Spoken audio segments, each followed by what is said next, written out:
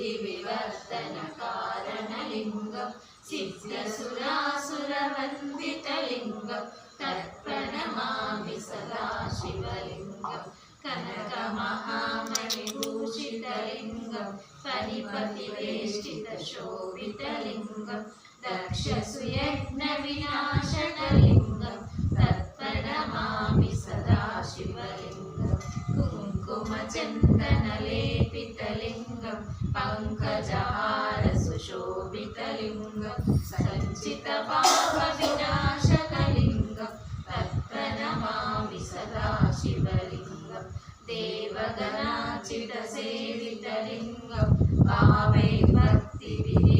च लिङ्गं विनकरतो